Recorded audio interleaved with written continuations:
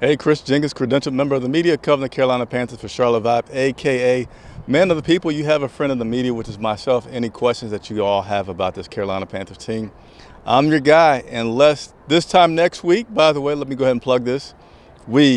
Myself and our photographer, Patrick Schneider, will be live in Germany, bringing you all the latest information about this Carolina Panthers team as they prepare to take on the New York Giants in Germany.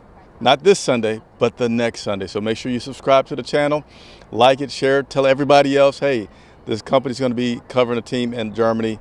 Independent media, you want to support us. By the way, the fundraiser has been going well. I think we're about a quarter of the way there already. So let me cue the proper sound effects here. Thank you all so much for the support. There we go. I found it. Link is in the description as well for you all to help support. And I'm going to actually go ahead and see if I can quickly copy and paste that link into the comments so that those that want to support us can do so. I don't see it yet, so I'll just come back to that here in just a second. Hopefully the video quality is good. Believe it or not, where I'm at in Charlotte, it's a little bit of a dead spot, so that's what took me an extra minute to come on. But let's go ahead and dive right on into it. Thursday, we got one more day for the Carolina Panthers to practice and see what that final injury report is going to look like. But good news is that injury report is looking cleaner today than it was the other day. So let's go ahead and jump on into that. And let me go ahead and give a quick shout out to my man, Just a Trick Shot 007. I'm going to be at the game on Sunday. Where will you be? So let me go ahead and address that, because we are at the game every Sunday. In the home games, we have a pretty big live show. It's actually a panel of three of us, myself, my co-host Brian Gallagher, as well as Rashad, one half of Panther Nation podcast, joins us. I believe hands down the best pregame show that's live here. We are at, I forget all the gate sides, north, south, east, whatever. I just know that we are beside the Honeywell building. So it's only three sides of the stadium that you can access. Again, I'm sorry I'm ignorant of which directions they are. But if you know where the Honeywell building is, and it's the closest building right next to the stadium, it's tall, it has a name on the side. We are literally by the front doors of the Honeywell building. So certainly, if you're able to come out and say hello, we'd love to meet you, take a picture, whatever you want to do, talk a little bit before the show. All right, so without further ado, you guys like how I perfectly tried to get the keep pounding sound in the background? Let's go ahead and take a look at this latest injury report that we have here. All right, so we have tackle Ikem Ekwonu. He did not practice today with an ankle injury. We also have tight end Felipe Franks, who is still in that concussion protocol, did not practice today, as well as outside linebacker DJ Johnson. He did not practice today. The list is shorter than it has been. Safety Jamie Robinson, he did not practice today. So that really gets out the tough news right there. The first four guys would be all of your DNPs, did not practice for today. Taylor Moton did not practice today, but that was related to rest that he was getting, got his vet day on a Thursday. Go ahead, Taylor. We also have tight end Tommy Tremble. He was limited in practice today with his back. And then we have wide receiver Adam Thielen dealing with that hamstring. He was limited in practice. So that will wrap up your list for the DNPs for today, as well as those that were limited in practice today. So if you didn't see them on this list, that's a good thing, right? So some of those guys that weren't on this list, that is a good thing, would be, I thought I came back to the screen here. That would be the second round draft pick, Jonathan Brooks. He was not on that injury report list. So again, guys that were not on this list, that means they look good. Andy Dalton, he wasn't on that list. That means he looks good. But let's go ahead and first talk about Jonathan Brooks and how he's feeling. His 21-day window is getting closer. It's getting closer. He has technically until next Tuesday. So Jonathan Brooks does not have to be activated for this week versus the Saints. He just needs to be activated before they get on a plane to head to Germany. Today he spoke about how he's feeling. I mean, like I told him, I'm getting better day by day.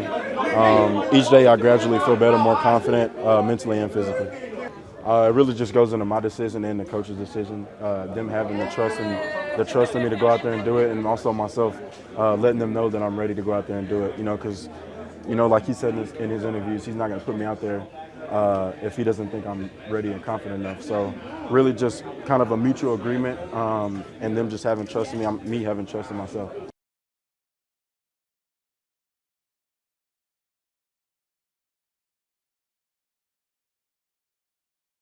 All right, so that was Jonathan Brooks talking about how he's feeling. And for me, that wasn't a glowing, I'm ready to be out there tomorrow. Now, granted, he's new to the league. I'm new to talking to him, so I'm not going to say that I can infer a lot from how he said what he said today. But given that context of how much I've talked to him and how much I know him, I'm going to say it still seems like I could wait another week before I do this. Again, that's just given the context. But he said he's getting better every day, and he's going to wait and see what the coaches say, but they're going to collaborate as they decide, hey, is it this week to come back now versus the Saints? Or in my opinion, if there's like a question about it, let's just go ahead and wait one more week. He's a rookie. We got a great running back there. Let's not mess up what may be some more good things that we finally got out of this draft from this team. All right, and we just got a super chat. So you know what it means when we get a super chat. We got to play the sound effects here. Super chat. Thank you very much for that super chat. So, hey, let me also say this. I have, let me say, Chris, can we get a score prediction? Prediction or prediction? I'll give you prediction. Score prediction. Man, I don't like to give them.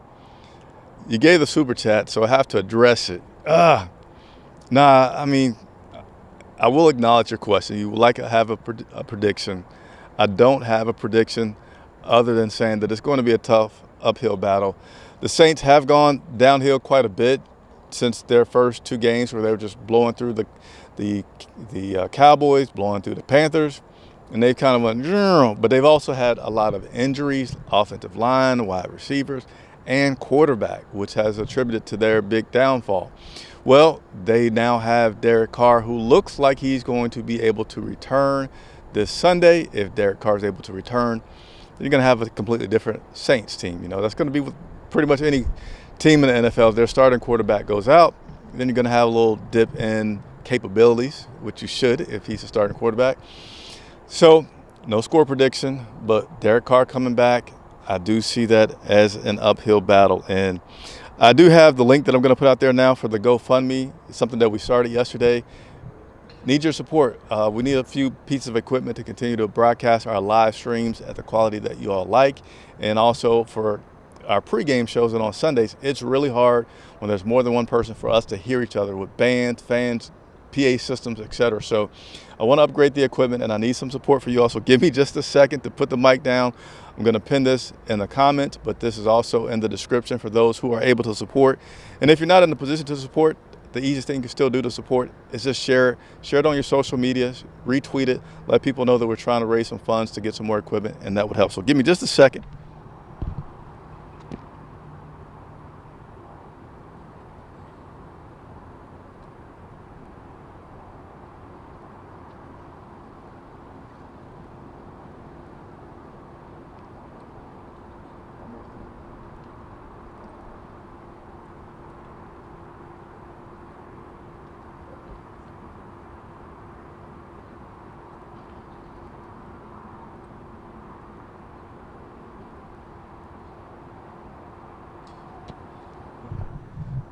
So I don't know if the internet is just that slow or what, but I put it, oh, there's a bumblebee that's flying by me.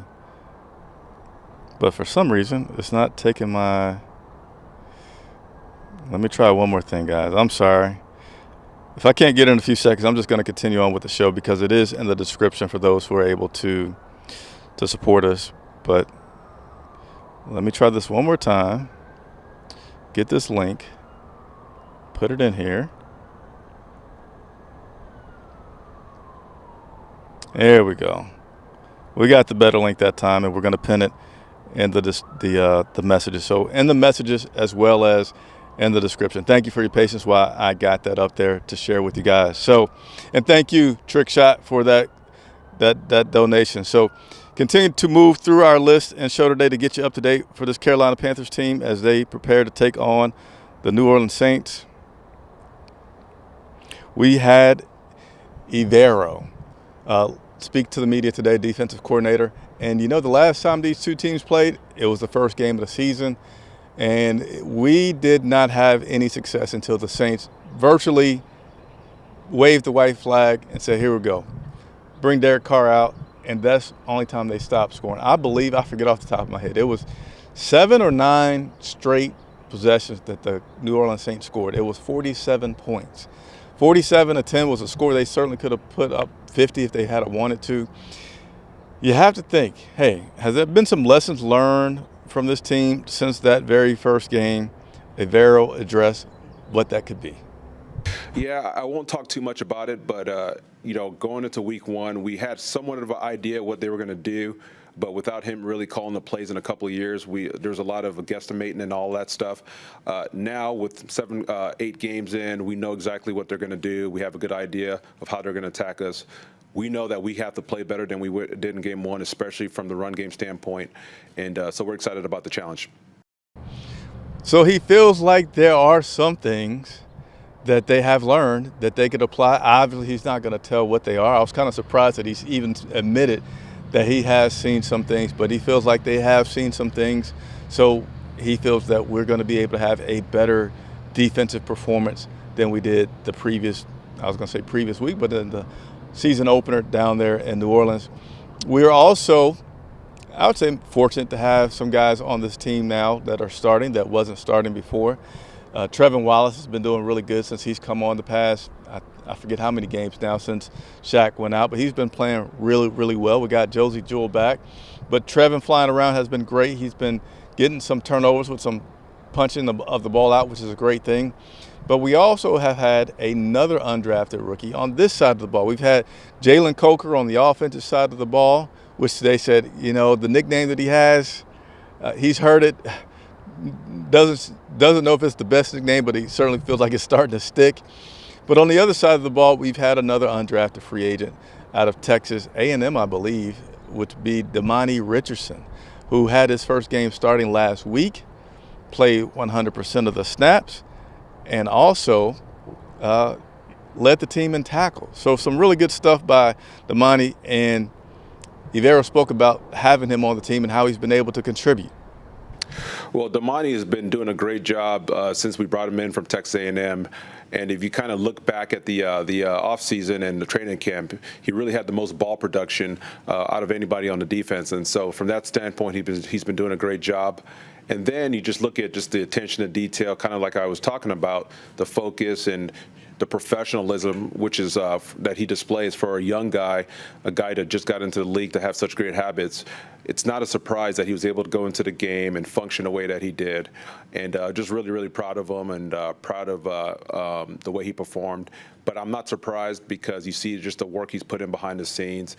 And even when he was a practice squad and not expected to play a lot, he displayed those professional habits in terms of preparation, getting ready for the game plan, always staying tapped in and tuned in. And so, yeah, he did a great job. So there is Evero on Damani Richardson. I had a chance to talk with him today in the locker room some more about lessons learned from last week, what can we expect going forward, and just how he goes about his craft. So be sure to tune in on Sunday because I'll play that interview of me talking with Damani in the locker room this Sunday. So make sure you like, subscribe, tell a friend, continue to help us grow. We're going to be, again, plug a few things. We're going to be in Germany this time next week.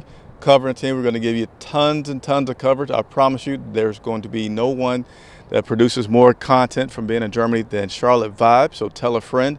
And then we need some help with getting some equipment, links in the description as well as in the comments for those who are able to contribute and donate there. Let's flip to the other side of the ball, all right, the offensive side of the ball, because even if we do better than game 1 against the Saints, that was 47, let's say they put up 23. 24, 28, whatever, right? We still need to put some points up on the board. We got a new quarterback or a returning quarterback. Bryce Young has got back his QB1 status for another week. Now, I will say this. Andy Dalton did say he could play. He feels very much like he could start this week. But as Coach Canales told us the other day, he's kind of taken that away from he's protecting Andy from himself. And Coach Canales has made the decision that Bryce Young will be your starting quarterback. Andy Dalton will be your backup quarterback. But we did see some differences with Bryce, especially early on. We saw him throwing deep balls, and his offensive coordinator spoke on Bryce Young and those deep balls that we were able to see last week. Will we continue to see them? Will we connect? We didn't connect on enough. What's up? He had a couple that were right there, and it's a team effort, right? Just trying to hone in on, okay, where could I have kept my speed a little bit more as a wide out, or make the read as clear as possible from a coaching perspective to make sure that we're getting that ball out on time. But I thought he did a good job of driving the ball downfield when we asked him to on a handful of those, and we were just close on a couple of them, and every week we're getting a little bit closer to just dialing up those different looks, making sure that when we call a route, we're ready for the 3 or 4 different adjustments that you might have depending on the coverage. And those live reps are invaluable for us. Xavier Leggett, like there was a close miss one to him, but he's got that locked away now of what does it feel like, okay, when I'm coming out of this certain break on a particular route, and where's Bryce expecting me to be? And they're logging all those real reps, and it's only going to continue to climb and get better as far as the execution is concerned. So, yeah, I'm with you, Brad. If that only continues to climb and get better, I kind of feel like maybe all the rookies can get together and be like, yeah, let's continue to try this. Bryce is in his second year, but Xavier, rookie, Jalen Coker, a rookie, and those have been some of the guys that he was talking about hitting. Thielen's a veteran, but he did catch a deep ball in Vegas, but that ability to throw the ball deep does make the defense have to think a little bit more, right? Does cause a slight bit more of a hesitation, and it certainly gives his team some ability that they need to push the ball down the field in case they just start stacking it in the box and just focus on, hey, we just got to get pressure on Bryce or lock down Chuba, and we got this. The more things that you have that defense having to prepare for and be on the lookout for, then the better your ability to take advantage of some things. So we'll see how that unfolds this Sunday as they take on the New Orleans Saints. Game time will be 1 p.m. Eastern. And that's all I have for you today to get you up to date. I'll be back here probably tomorrow, so might be back on the field or in the locker room as well tomorrow. Any questions that you all have, please let me know. I'm going to take a moment to get through some of these questions. That's why we go live, is to interact with you all. So let me get into some of these questions. Let me zoom in on the camera just a little bit. I think I can get a little bit tighter of a shot. The sun is coming out pretty bright. That wasn't there at the start of the show. But let's go ahead and give some love to everybody that's out there signing in. Metro 803. That's South Carolina. I had to think, believe it or not, I had to think for a second. That's South Carolina. What's going on? Appreciate you tuning in. And I'm sitting 7 rows from the field closet I have ever set. I think you're saying, I don't know what you mean by field closet. But, hey, if you're able to make it pregame, say hello to us again. We'll be by the Honeywell building. Show goes 2 hours, so game time is at 1. Show starts at 11. So the best time to catch us is the closer to 10 o'clock. 10:30, the better. The closer it is to 11 o'clock. Not as so good because at that point we're starting to get locked in and getting ready to do our live show pregame. But would love to meet you if there's an opportunity to do that. Hey, we got a member. What's going on? We love our members. Help keep us going, help us pay these bills, help us get over to Germany, etc. So thank you, True Life Times, for tuning in, saying what's up to you, taking time out of your afternoon to check us out and see what we have. You got us with a game-winning field goal, 14-17. I'll take it. I'll take a game-winning field goal, 3-0. But no, I appreciate that comment, and I would certainly take it. Hey, talk about my boy Jalen Coker. What do you want to know? Again, I had a chance to speak to him today. I mostly just introduced myself to him because I have not spoken to him much this season. When I'm doing these live shows, pregame and postgame, it doesn't always give me the opportunity to go into the locker room because I have to be, you guys don't want the shows coming 2 hours after the game, especially with this record of 1-7. You guys will long have tuned me out. But if you do have anything that you want me to ask Jalen, hey, again, I don't get the title man of the people by not being interactive with my audience. That is the heart and soul of what we do here at Charlotte Vibe. So if you have something that you want for Jalen, let me know. I know tomorrow I'm still trying to talk to Adam Thielen and I'm trying to talk to Chuba Hubbard. It's not always easy to get these guys in the locker room if they're not there. Certainly if they're there, then the door's wide open. Keep them out the box too. Not sure what that comment is. So that will wrap us up live from the Carolina Panthers practice field here in Charlotte, North Carolina. I'm Chris Jenkins for Charlotte Vibe. Again, if you had the opportunity, check out our GoFundMe. There's a link in the description as well as in the comments. We need some support for you all if you're able to do so. I'll see you tomorrow. Thanks so much.